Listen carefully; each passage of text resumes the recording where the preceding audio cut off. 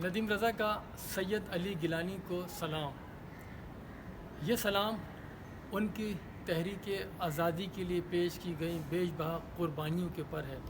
اور یہ سلام صرف ندیم رضا ہی نہیں کر رہا، پوری پاکستان کی قوم انہیں سلام پیش کر رہی ہے۔ ان کی کوئی 90 سالہ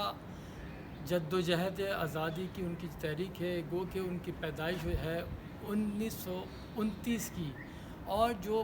کہتے ہیں کہ جو آزادی کی تحریک شروع ہوئی ہے وہ 13 جولائی 1931 کو،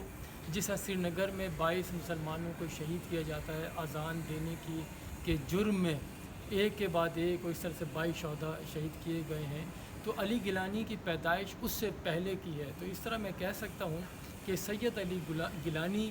جو آزادی کا ایک استعارہ ہیں، جو جموں اور کشمیری عوام کے دلوں میں ان کا گھر ہے، ان کی بیشتر زندگی قید و بند کی صحبتوں میں برداشت کرتے ہوئے گزری ہیں۔ انہیں یعنی کہ عمر قید کی بھی سزا بھگت چکے ہیں۔ عمر قید اس لیے کہہ رہا ہوں کہ وہ ان کی 90 سالہ زندگی میں سے 14 سے 15 سال ان کے قید میں گزرے ہیں، نظر بندی میں گزرے ہیں، اور گزشتہ ہم 5 اگست 2019 کی اگر ہم بات کریں، اس وقت سے مسلسل وہ اپنے قید و بند میں ہی رہے، نظر بند ان کو کیا گیا ہے۔ اسی لیے وہ کہتے ہیں کہ دروازہ کھولو، دروازہ کھولو، ان کے گھر کا نہیں، وہ بھارت کی ریاست کو کہتے ہیں کہ اپنی جمہوریت کا دروازہ کھولو۔ جو مر رہی ہے، وہ سسکیاں لے رہی ہے، آہیں بھر رہی ہے آخری دفعہ، کیونکہ مودی کی جو پالیسیاں ہیں، جو ہندوتوؤں کا نظریہ ہے، اس میں جمہوریت پنپ نہیں سکتی، کیونکہ آپ کسی کو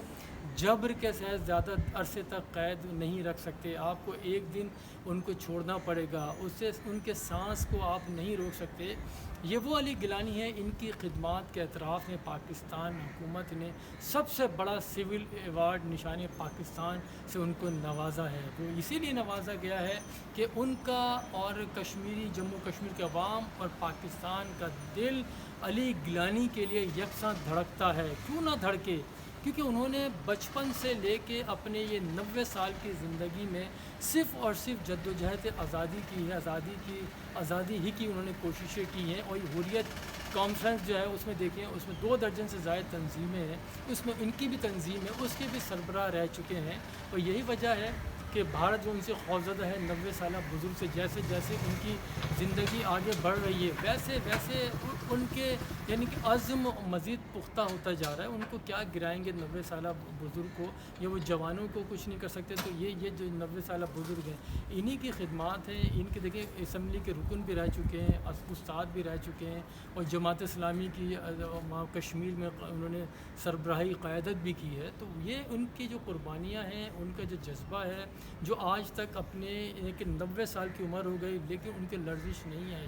وہ جموں کشمیر کی آزادی کے لیے اب بھی تحریک چلا رہے ہیں۔ یہی وجہ ہے کہ مودی سرکار ان کے خلاف منفی پروپیگنڈے کر رہی ہوتی ہے، صرف اور صرف عوام کو متنفر کرنے کے لیے، لیکن ایسا نہیں ہو سکتا۔ یہی وجہ ہے انہوں نے پاکستان کے بھی خلاف کرنے کی ان کو کوششیں کی، سازشیں کی، لیکن اس میں کامیاب نہیں ہو سکی۔ یہ علی گیلانی، پاکستان، جموں کشمیر کے عوام سب ایک ساتھ ہیں، انہی کے ساتھ جیتے ہیں، ان کے ساتھ مرتے ہیں، اور انشاءاللہ جب یہ